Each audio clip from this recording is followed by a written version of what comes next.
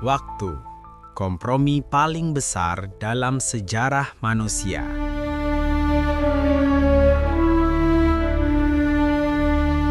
Pada dini hari 1 Januari 2026, sebuah pesawat lepas landas dari Hong Kong, Cathay Pacific CX-880 menuju Los Angeles. Jam menunjukkan 00.30. Tahun baru saja bermulai. Kembang api masih bergaung di kota. Namun 12 jam kemudian, pesawat itu mendarat di Amerika. Tanggal di Bandara Los Angeles masih 31 Desember 2025. Jam menunjukkan 20.55 malam. Para penumpang turun dari pesawat ke masa lalu. Mereka merayakan tahun baru 2 kali. Bukan karena mesin waktu, bukan pula karena keajaiban, melainkan karena sesuatu yang jauh lebih sederhana dan jauh lebih dalam. Waktu. Waktu yang kita percaya. Sehari-hari, kita memperlakukan waktu seolah benda yang pasti. 1 menit selalu 60 detik, 1 jam selalu 60 menit. Dan tahun baru selalu datang tepat pukul 12 malam. Jam dinding bertetak serempak. Kalender disepakati bersama. Zona waktu dibagi rapi di peta dunia.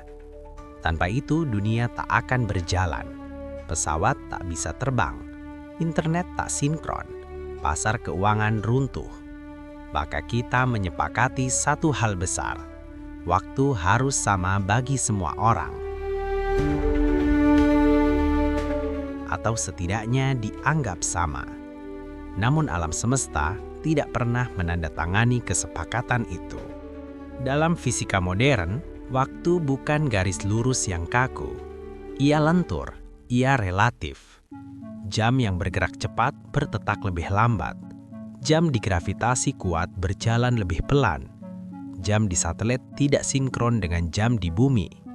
Ini bukan teori, ini fakta yang diukur. Tanpa koreksi waktu relativistik, GPS akan meleset kilometer setiap hari. Artinya bahkan ponsel di saku kita bekerja karena kita mengakui bahwa waktu tidak sepenuhnya sama di semua tempat. Detik yang tidak universal. Pertanyaannya sederhana, tapi mengganggu. Apakah 1 detik di puncak gunung benar-benar sama dengan 1 detik di permukaan laut? Jawabannya, tidak. Perbedaannya kecil, nyaris tak terasa, namun nyata. Alam semesta tidak mengenal jam resmi. Ia hanya mengenal peristiwa, gerak, dan perubahan. Detik hanyalah nama, menit hanyalah label, jam hanyalah kesepakatan.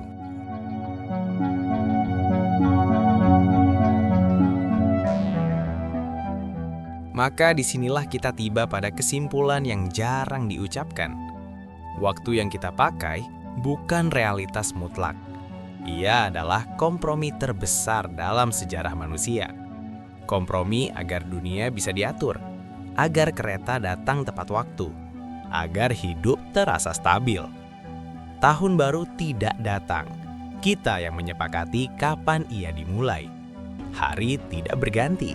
Bumi hanya terus berputar. Siapa yang bergerak? Penerbangan dari Hong Kong ke Los Angeles tidak memutar waktu. Ia hanya memperlihatkan retaknya ilusi kita.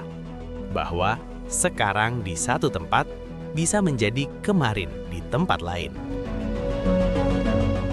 Dan mungkin pertanyaan sesungguhnya bukan apakah waktu mengalir, melainkan apakah kitalah yang bergerak di dalam waktu. Karena bagi alam semesta, waktu tidak terburu-buru. Hanya manusia yang selalu kehabisan. Apakah masa depan sudah ada? Kita terbiasa berpikir sederhana. Masa lalu sudah terjadi. Masa kini sedang berlangsung. Masa depan belum ada. Tapi, keyakinan itu lebih mirip kebiasaan daripada kepastian. Cara otak manusia memahami waktu. Otak manusia bekerja dengan urutan. Ingat, sadar, harap. Kita mengingat masa lalu. Kita menyadari saat ini. Kita membayangkan masa depan.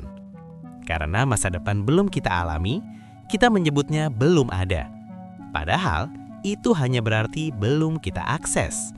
Seperti halaman buku yang belum dibaca. Bukan berarti halaman itu belum dicetak. Pandangan fisika, alam semesta tidak menunggu.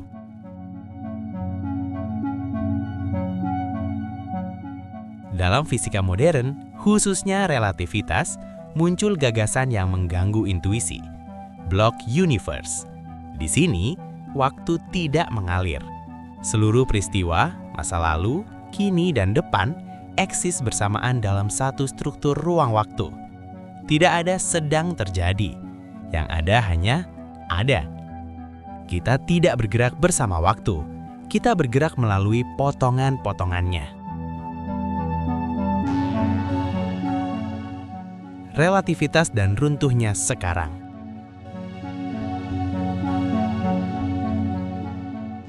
Einstein menunjukkan satu hal aneh. Sekarang tidak universal. Dua pengamat yang bergerak berbeda bisa tidak sepakat tentang peristiwa mana yang terjadi lebih dulu.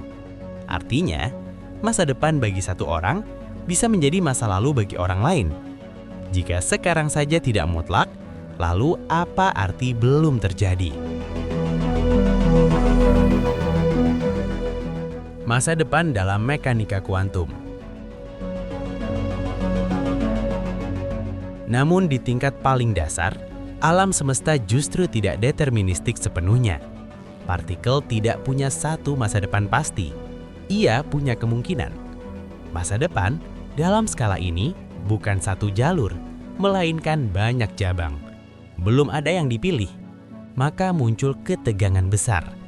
Relativitas, masa depan seolah sudah ada. Kuantum, masa depan belum ditentukan. Alam semesta seperti ragu dengan dirinya sendiri. Jadi, mana yang benar? Jawaban paling jujur, keduanya. Struktur besar alam semesta mungkin sudah lengkap, tapi detail-detailnya masih terbuka. Seperti novel dengan kerangka cerita tetap, namun dialognya diimprovisasi saat dibaca. Mungkin pertanyaan apakah masa depan sudah ada keliru sejak awal. Yang lebih tepat, sejauh mana masa depan sudah terkunci. Karena kalau masa depan benar-benar belum ada, kita bebas sepenuhnya. Dan kalau masa depan sepenuhnya sudah ada, kita hanya sedang membacanya. Di titik itulah manusia berdiri, di antara takdir dan pilihan, di antara kepastian dan kemungkinan. Dan mungkin, kebebasan manusia bukan soal menciptakan masa depan, melainkan bagaimana kita menjalaninya.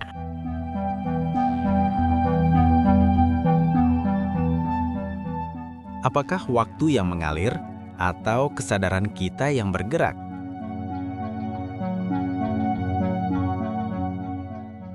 Sejak kecil kita diajari satu gambaran sederhana. Waktu mengalir dari masa lalu, melewati sekarang, menuju masa depan. Kita mengibaratkannya seperti sungai, dan kita duduk di perahunya.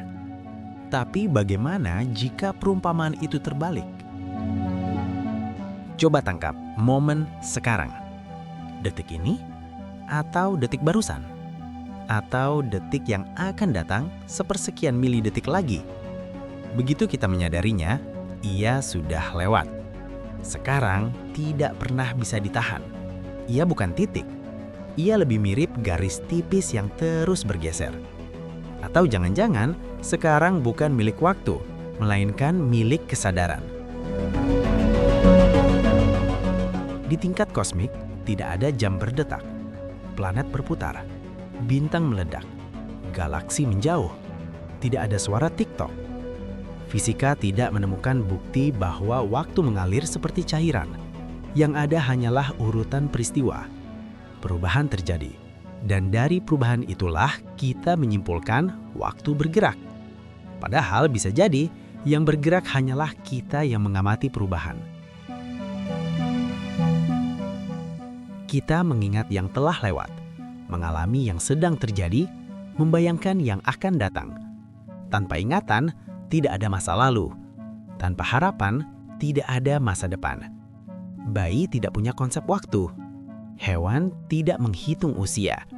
Waktu seperti yang kita pahami muncul bersamaan dengan kesadaran reflektif. Dalam pandangan ruang waktu, seluruh peristiwa eksis. Masa lalu tidak hilang, masa depan tidak menunggu. Keduanya hanya berada di koordinat berbeda. Jika itu benar, maka waktu tidak mengalir. Kesadaranlah yang berpindah dari satu potongan ke potongan lain. Seperti lampu senter yang menyapu lorong gelap. Lorongnya sudah ada, yang bergerak hanyalah cahaya. Lalu mengapa kita merasa waktu bergerak? Karena ingatan kita satu arah. Kita mengingat masa lalu, bukan masa depan. Kita mengalami perubahan sebagai alur, bukan sebagai keseluruhan. Ini disebut panah waktu, dan ia mungkin lebih dekat ke psikologi daripada kosmologi. Entropi bertambah, ingatan menumpuk, dan kesadaran bergerak maju. Siapa yang sebenarnya bergerak? Mungkin waktu tidak pernah berjalan. Ia hanya ada. Dan mungkin kita bukan penumpang di sungai waktu, melainkan pembaca yang membuka halaman demi halaman. Pertanyaannya bukan lagi apakah waktu mengalir, melainkan jika kesadaranlah yang bergerak, apakah kematian berarti berhenti bergerak atau hanya berhenti membaca? Di titik inilah sains berhenti berbicara dan manusia mulai bertanya.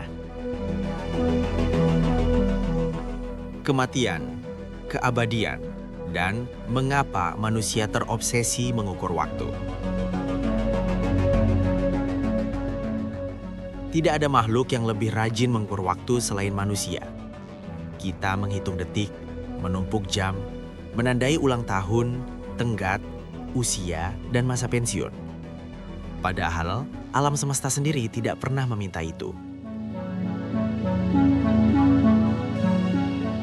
Obsesi manusia terhadap waktu tidak lahir dari rasa ingin tahu. Ia lahir dari kesadaran akan kematian. Hewan hidup lalu mati. Manusia hidup sambil tahu bahwa ia akan mati. Sejak saat itu, waktu menjadi berharga.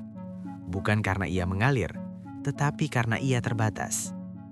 Setiap jam bukan hanya durasi, melainkan sisa. Mengukur waktu adalah cara menjinakkan takdir. Dengan mengukur waktu, manusia merasa berkuasa. Jam kerja, target hidup, rencana 5 tahun, usia ideal menikah, sukses, pensiun. Kita memotong hidup menjadi satuan-satuan kecil agar kematian terasa jauh. Kalender bukan alat praktis, ia adalah alat penenang. Selama masih ada besok di kotak kalender, kematian terasa bisa ditunda. Karena sadar waktu terbatas, manusia menciptakan keabadian. Nama yang diingat, anak keturunan, monumen batu, dan kini data digital. Keabadian bukan berarti hidup selamanya. Ia berarti tidak sepenuhnya hilang. Sejarah adalah kuburan yang rapi. Nama-nama disusun agar kematian tidak total. Agama menawarkan hidup setelah mati. Sains menawarkan umur panjang. Teknologi menawarkan jejak abadi. Semuanya berbeda bahasa, tapi satu tujuan: menolak ide bahwa waktu akan benar-benar menghabisi kita. Namun tidak satupun benar-benar mengalahkan waktu. Mereka hanya memperpanjang percakapan dengannya. Mengapa kita tak pernah puas?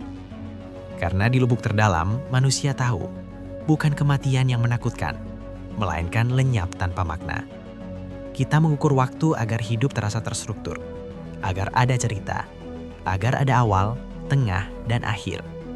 Tanpa waktu, hidup hanyalah peristiwa acak. Jika waktu tidak mengalir dan kesadaranlah yang bergerak, maka kematian mungkin bukan dihentikannya waktu, melainkan berhentinya kesadaran menelusuri potongan-potongan itu. Bukan akhir dari keberadaan, melainkan akhir dari pengalaman. Dan mungkin obsesi kita mengukur waktu bukan untuk menguasainya, melainkan untuk berdamai dengannya. Karena satu hal pasti, waktu tidak pernah mengejar kita. Kitalah yang sejak awal sadar bahwa kita tidak bisa lari darinya.